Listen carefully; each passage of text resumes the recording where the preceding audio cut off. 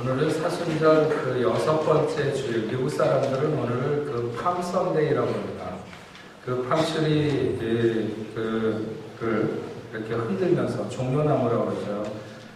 프랑스에서는 하모 레자무라고 그러는데 이 나무를 흔들면서 호산나 호산나 이렇게 사람들이 외치는, 예수님이 영광의 왕으로 예루살렘에 입성하실 때 비록 겸손을 나타내기 위해서 어린 나귀 새끼를 타셨지만 틀림없이 자기 성에 들어가시는 그런 그 영광과 기쁨의 날이라고 해서 그리스 사람들, 그리스도 교회는 이날을 그 고난 주간이 시작하는 첫날에서 이렇게 빼기도 했습니다. 그러나 대부분 그 동서양 동서 교회에서 다 같이 고난 주간을 시작하는 그런 날로 전통적으로 여기고 지켜왔습니다. 그래서 종려주일이라고도 말하고 또 고난주일이라고도,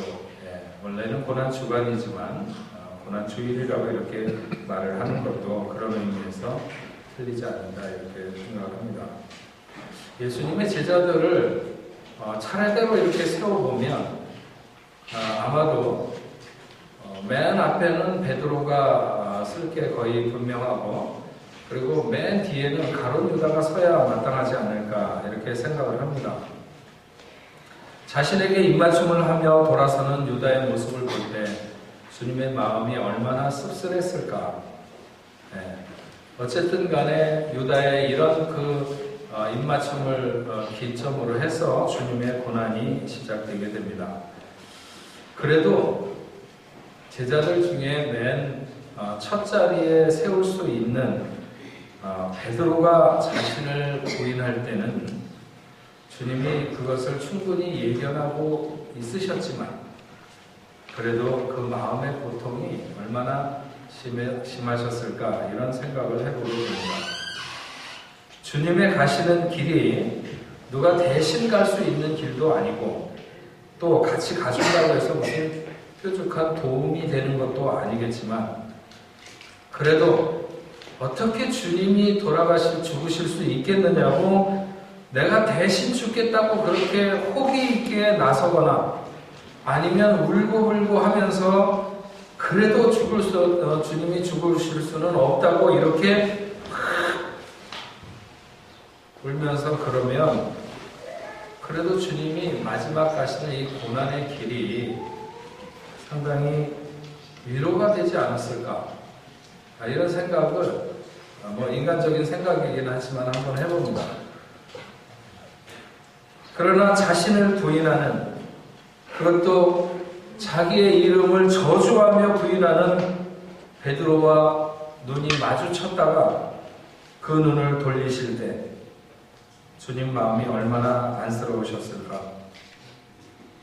그렇게 가까이 있는 제자들에게 배신을 당하신 주님이시기 때문에 당시에 가장 죄인 중에 괴수라고 말할 수 있는 바라바와 그 무게를 견주어도 마치 더 무거운 자와 같이 그렇게 취급을 받게 되었던 것이죠. 오늘 우리가 읽은 말씀에서 보듯이 예수님을 희롱하는 무리들이 주님의 홍포를 벗기고 주님의 옷을 벗기고 홍포를 입히었습니다. 예수야말로 진실한 왕이었지만 사람들은 거짓 왕으로 조롱하고 싶었습니다. 빌라도가 입다가 버린 옷인지 아니면 헤롯이 입다가 마른 옷인지 모르겠지만 그것을 걸치게 했습니다. 예수님을 놀리는 것으로 사람들은 자신의 악감정을 충족시키려고 했습니다. 가시관을 씌웠습니다. 왕관을 대신한 것이죠. 갈대를 오른손에 잡게 했습니다. 왕의 금호를 대신한 것입니다. 정말 황금으로 된 그 관을 주님의 머리에 씌운다 할지라도 너무나도 그 관이 초라할 수밖에 없는, 그래서 안 어울릴 그분을 그들은 그렇게 조롱했습니다. 그리고 그 앞에 무릎을 꿇었습니다. 가장 경건하거나 가장 사악한 모습일 수 있는데 그들은 부자였습니다. 유대인의 왕이요, 평안을 지어라. 할 수만 있으면 그들은 예수님을 비참하게 만들고 싶었습니다. 어떻게 하면 예수님이 악이 받쳐서 독설과 저주를 퍼붓는 자기들과 똑같음을 드러내게 하고 싶었습니다. 하지만 주님은 눈 한번 무섭게 뜨지 않았습니다. 주님은 그들이 바라고 있는 것이 무엇인지를 아셨습니다. 감옥문을 나오는 보네포가 마치 자기 성에서 나오는 성주와 같았다고 하는 것처럼 진짜 자색의 왕복을 입고 화려한 왕관과 손에 금모를 잡은 그런 왕과 같이 그에게는 당당함이 있어 평안함이 그리고 선함이 넘쳤습니다. 뭔가 동정을 바라는 눈초리나 연민을 바라는 눈초리라도 갖기를 기대했던 그들의 인내는 드디어 악으로 바뀌기 시작했습니다. 신경질이 나고 화가 난 그들은 예수님에게 침을 뱉었습니다. 그리고 자기들이 쥐어진 갈대를 빼앗아 주님의 머리를 내려쳤습니다. 조롱은 더 이상 자기의 분을 못 이기고 가혹한 행동으로 옮겨지기 시작했습니다. 주님의 얼굴에 그들이 뱉은 더러운 침이 흘러내렸습니다. 그것은 그들 마음이 쏟아낸 더러움이었습니다. 살을 파고드는 가시의 아픔은 그들의 뾰족한 마음의 가시가 찌르는 것들이었습니다. 어떻게 하든 주님으로부터 악한 기운을 끌어내고자 했던 그들은 자신들의 죄악만 더더욱 드러내게 되었습니다. 더 이상의 희롱이 먹히지 않는다고 생각한 그들은 십자가에 못 박고자 다시 옷을 입혀서 주님을 끌고 나갔습니다. 예수님께서 그렇게 십자가에 못 박혀 달리셨습니다. 복음서를 기록한 모든 저자들이 다 주님의 이 십자가의 사건을 기록하고 있지만 그러나 그 달리셨을 때 그 비참한 그런 광경을 자세하게 묘사하지는 않았습니다. 누구도 그것을 다 혐오할 수는 없었을 것입니다. 아마 그 밑에 있는 제자들조차도 똑바로 쳐다볼 수가 없었을 것입니다. 우리가 잘 아는 대로 십자가의 형이 가혹한 것은 그 십자가에 달린 죄수가 빨리 죽지 않는다고 하는 데 있습니다. 어떻게 매다느냐에 따라서 다르지만 통상적으로 적어도 3일은 매달려 있다가 죽는다고 하는, 보통은 그 정도 달려 있어야 죽는다고 하는 것입니다. 그래서 큰 망치 같은 것으로 죄수의 다리를 부서뜨려서 그나마 조금이라도 빨리 죽게 하는 것이 죄수를 향한 마지막 자비라고 하는 것이죠. 죄수를 십자가의 형틀에 눕혀놓고 못을 박아 후에 세우기도 하고, 아니면 십자가를 먼저 세워놓고 죄수를 매달아서 십자가에 못 박고 그리고 줄을 풀어는, 뭐가 되었든지 간에 그 죄수의 체중이 그 못에 지탱되어야 된다고 하는 것은 오늘 어쩌면 우리 중에 아무도 경험해보지 못한 찢어지는 고통이 가할 수밖에 없는,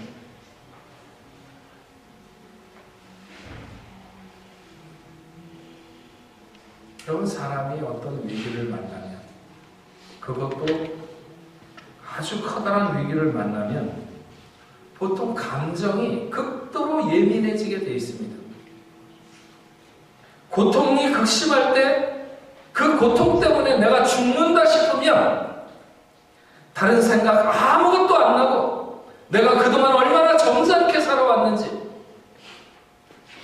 아니면 내가 얼마나 품격 있는 사람인지, 이런 거 다 상관없이 그냥 그 고통에서 벗어나는 것, 무슨 수를 써서라도 그것에서만 벗어나기를 원하는 것, 그렇게 힘쓰게 되는 것이 인간입니다. 구원의 완성을 향해 가고 있는 주님의 발목을 잡는 이 찢어지는 고통, 하나님께 무슨 핑계를 대서라도 피해가기를 원하는 뿌리치기 힘든 유혹이 주님 앞에 지금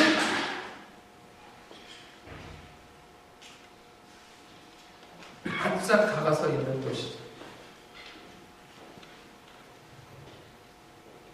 그렇게 그 고통에 그의 예민한 심정이 찢어지고 있을 때 주님의 귀에 들리는 소리, 아, 성전을 헐고 사흘에 짓는다고 한 자야. 네가 정말 하나님의 아들이라면 십자가에서 내려오라.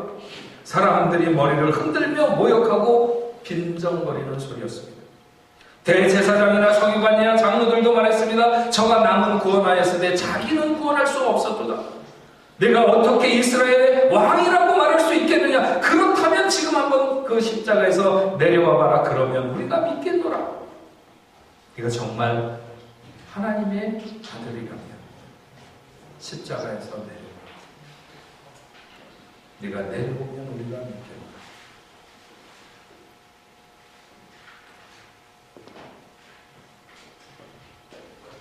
사람이 한 3일 정도 굶거나 한 열흘 정도 굶으면 한 5, 6집 건너편에서 밥하는 냄새까지 다 이렇게 맡을 만큼 코가 예민해지는 겁니다.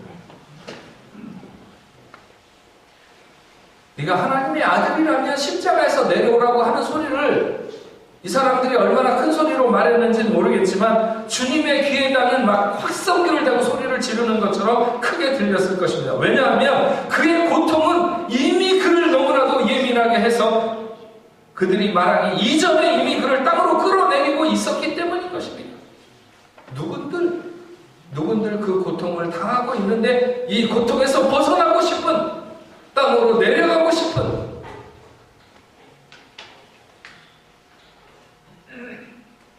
참을 수 없는 고통은, 그리고 자기를 사랑하는 본능은 수없이 십자가 아래로 내려가는 사다리를 그 마음 앞에 놓고 있는 것입니다. 그런데 주님은 그럴 수 없었습니다.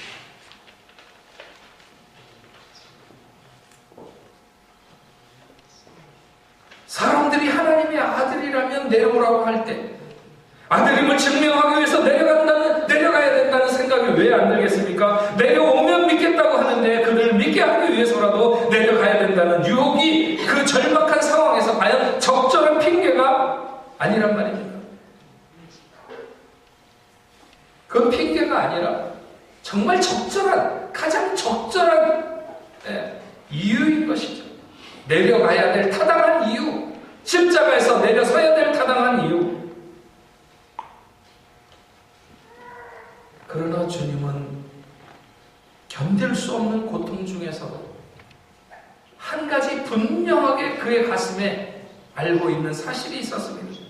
그것은 십자가에서 내려가는 것은 아버지의 뜻이 아니라고 하는 것입니다. 그것은 아버지의 반대편 내 손자의 속삭임이라고 하는 것을 그분은 아셨습니다.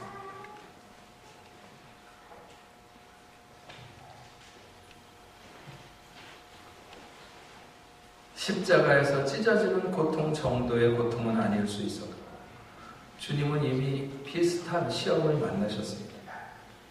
그분이 공생애를 시작할 때 마태복음 4장에 보면 주님은 40일 금식하시고 3가지 시험을 받으시는데, 성전 높은 곳에 세우고 네가 만일 하나님의 아들이라면 뛰어내려라.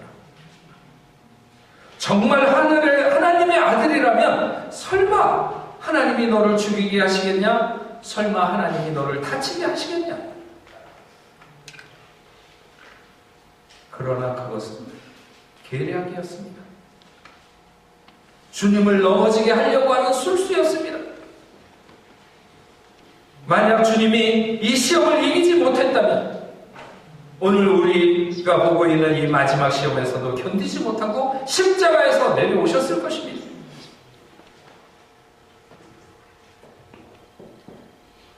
그러나 여러분, 주님은 사람들이 말한 대로 성전을 헐고 사흘 만에 짓는 것을 증명하기 위해서라도 십자가에서 내려오시면 안 됐습니다.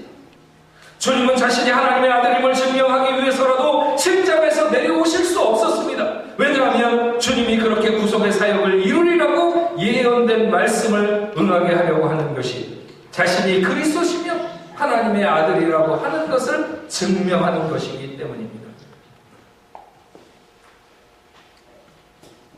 사람들이 조롱하면서 하는 말이지만 정확한 말이 있습니다. 그것은 저가 남은 구원하였으되 자기는 구원할 수 없었다.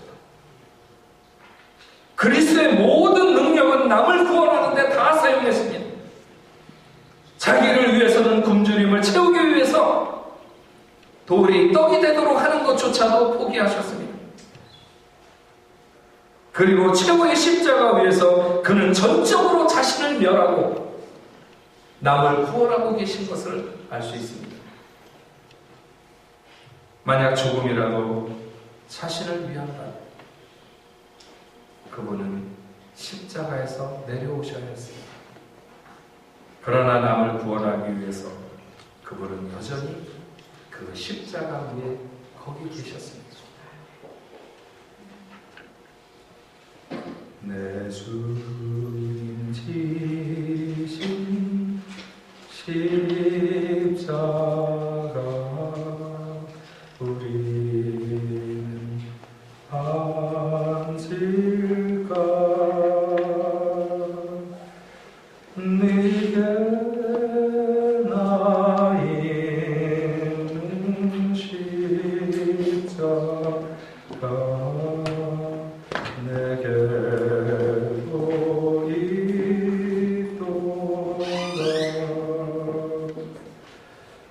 내 몫에 태일 십자가 늘 지고 가리라.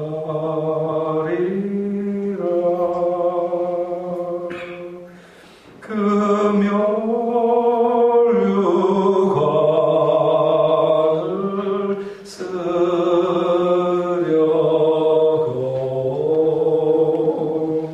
저 천국 가겠네.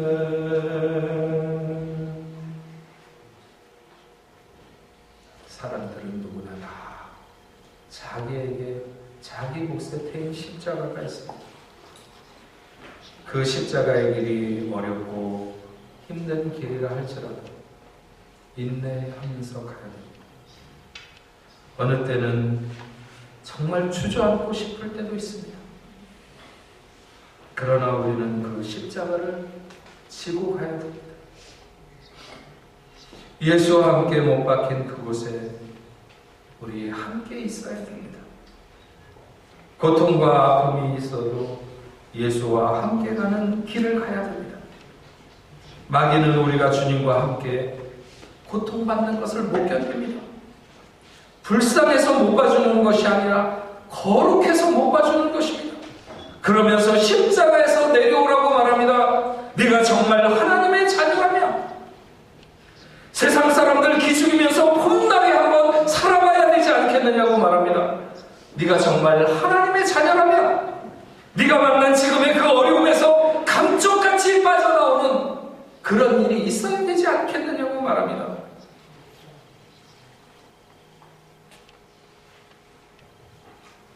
네, 제가 이런 얘기 하죠.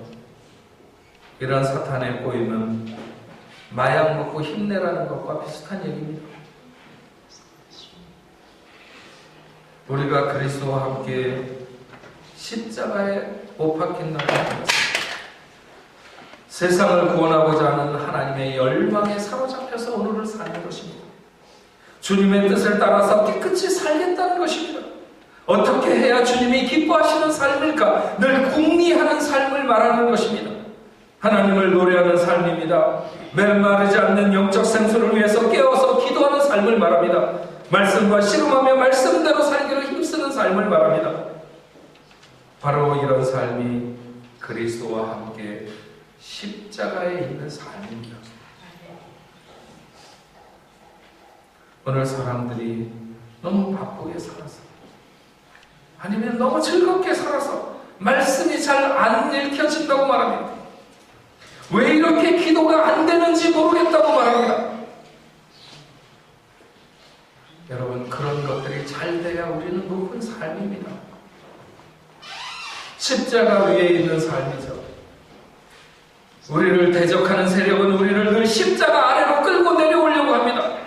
자아를 사랑하는 본능은 늘 십자가 아래의 삶을 살아가게 되어 있습니다. 그러나 여호와를 사랑하는 자는 그 고난을 마다하지 않는 것입니다. 자기 십자가를 피하지 않는 삶.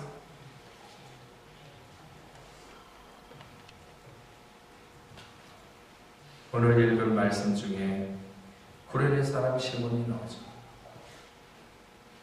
억지로 십자가를 지고 가게 됩니다. 전 이 사람에 대한 생각을 많이 해봐요. 이 사람에 대한 상상력을 가지고 많은 사람들이 영화도 만들고 많이 했어요. 왜냐하면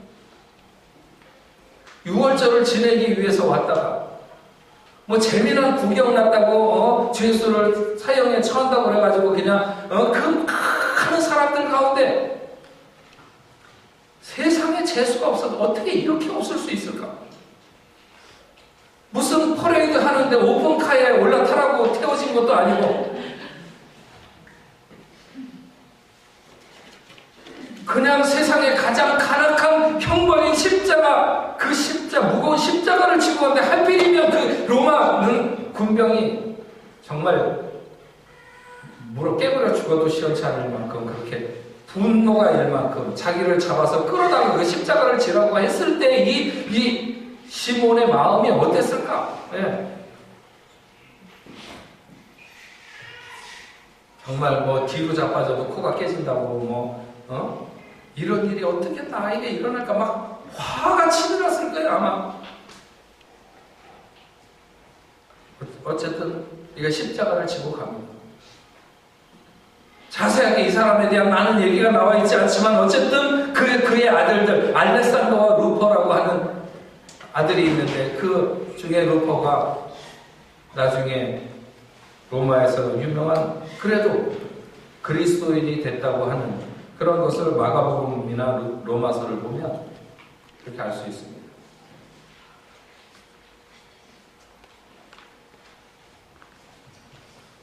시몬은 이 억지로 십자가를 지게 된 이유, 예수를 믿게 되었다. 많은 신학자들이 이렇게 말하는데 저도 그랬을 것이라고 생각합니다. 주를 위해서 지는 십자가는 여러분 억지로 져도 큰 축복이 되는 줄로 믿습니다. 믿습니까? 네. 냉수 한 그릇에 온 정도 그 상을 잊지 않은 주님께서 자신을 위해서 십자가를 진 시몬을 그냥 두지는 않으셨을 것 같아요. 십자가를 지기 위해서 끌려나갈 때 그 시몬의 마음이 어땠을까? 여러분 한번 생각해 보세요. 그런 일을 당했을 때 여러분 같으면 어떤 심정이 들었을까? 사람들이 다 오해하는 거기 있는 사람이 쟤도 죽을 죄인인가 보다. 자기는 뭐 전혀 그렇지 않은데.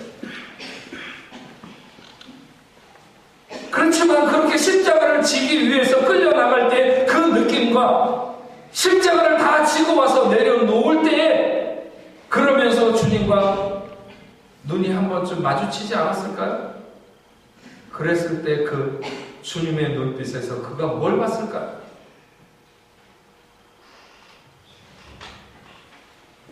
배너라는 영화 보면 주님을 쳐다보는 주님에게 채찍을 내리치다가 주님의 눈과 마주쳤던 사람 그 표정 기억하세요?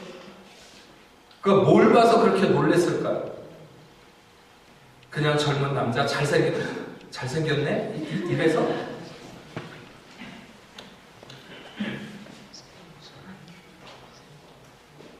짧은 순간이지만 그의 눈빛에서 아마도 이 시몬은 자기 자신에게 찾아온 생애의 가장 놀라운 기회를 깨닫게 되었을 것입니다.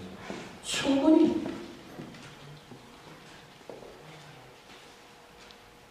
그는 그 길로 예수 믿는 자가 되었겠죠. 그래서 그의 자녀들이 그렇게 남겨지게 되었을 것입니다. 그분의 고난은 우리의 새 생명이며 새 소망입니다. 그분을 따르는 우리의 고난도 결코 비켜서야 될 형벌은 아니라고 생각합니다. 오히려 고난 없는 삶으로 하나님을 증명하려고 하는 위험한 욕망 속에 그리스도인들이 얼마나 많이 빠져 있는지, 세상의 권세와 자랑거리로 하나님의 은혜를 증명하려는 비극적인 생각에 얼마나 많이 붙들려 있는지, 예수를 핍박하는 사람들은 그분의 범상치 않음을 반신반의했는지도 모릅니다. 그래서 고난을 가하면 그가 가진 능력을 드러낼지도 모른다고 하는 위험한 도박을 하고 있었을 것입니다. 매우 어리석은 일이지만 적어도 그들의 최소한의 목적은 주님으로 하여금 분노를 일으키게 하는 것이었습니다. 그래서 자신들에게 악을 쓰면서 변명이라도 하기를 원했을 것입니다. 그러나 주님은 고통을 그대로 안고 가셨습니다. 그 고통을 조금도 덜어내지 아니하고, 아니 그 고통이 덜어질까봐 다 차단하시고 그대로 다 안고 가셨습니다.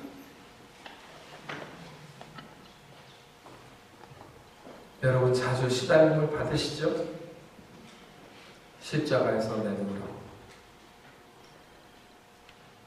어떻게 해서든지 우리를 분노하게 하려고 합니다. 그래서 거룩한 하나님의 기운을 깨트려버리게 하려고 하는 그런 것을 여러분 못 느끼십니까? 하지만 그래서는 안 되는 것입니다. 그럴 수 없는 것입니다. 그러면 지는 것입니다.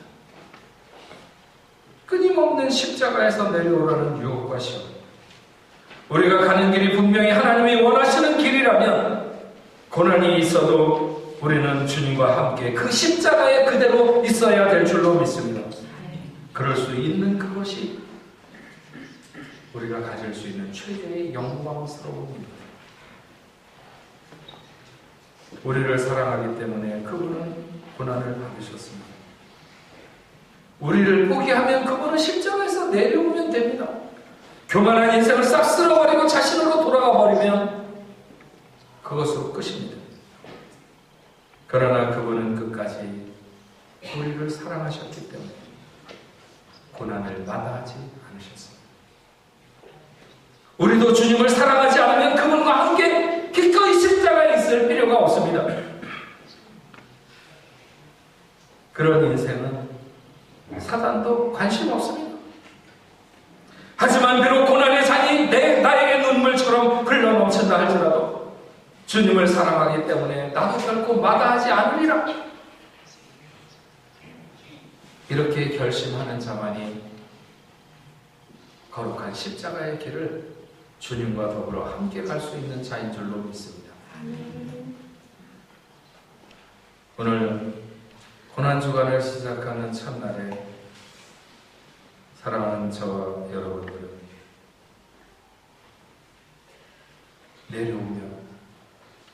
내려오라 그러면 믿겠노라라고 말하는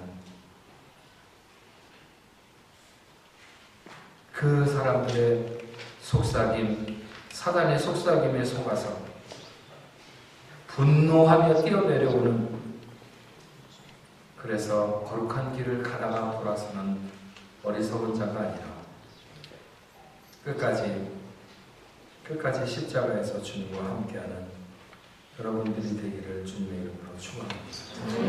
기도하겠습니다.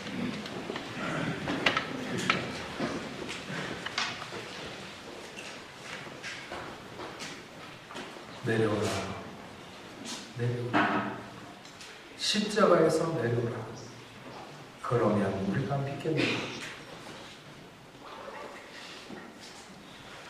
얼마나 많이 우리에게 속삭이는지 모릅니다. 우리는 분노한 감정을 가지고 내가 하나님의 사람이라고 하는 것을 증명하기 위해서, 사람들에게 증명하기 위해서 하나님 앞에 무너질 것인지, 하나님 앞에 증명하기 위해서 사람들에게 비참한 꼴로 남아있을 것인지, 우리는 결단하며 이 길을 갈 수 있게 하여 주시옵소서. 비록 사람들에게 그냥 수 없는 오해와 처절한 버려짐을 당한다 할지라도 우리의 하나님 앞에 인정받는 삶을 위해서 거룩한 길을 마다하지 않는 저희들 되게 하여 주시옵소서. 고레네 시몬이 처음 십자가를 질 때는 너무나도 괴롭고 너무나도 짜증났을는지 모르겠지만, 그러나 그가 주님의 은혜를 입었을 때는 정말 억지로라도 자기가 그 십자가를 지게 된 것이 자신의 생애에 아니면 자신의 가문에 얼마나 영광스러운 일인지 그가 훗날에는 넉넉히 깨달았을 것입니다. 오늘도 우리는 고통에서 벗어나기만을 위할 뿐 주를 위해 고난받는다고 하는 의미를 다 알지 못할 때가 많이 있습니다. 그러나 주님, 우리 쉽게 이 거룩한 길에서 이탈하며 정말 내 본능을 사랑해서 자꾸 십자가 아래로 내려오려고 하는 그 삶을 꿈꾸기보다는 오히려 고난의 현장 그 가운데서라도 하나님을 바라보며 살아가는 저희의 삶이 될 수 있도록 인도하여 주옵소서. 예수님의 이름으로 기도합니다.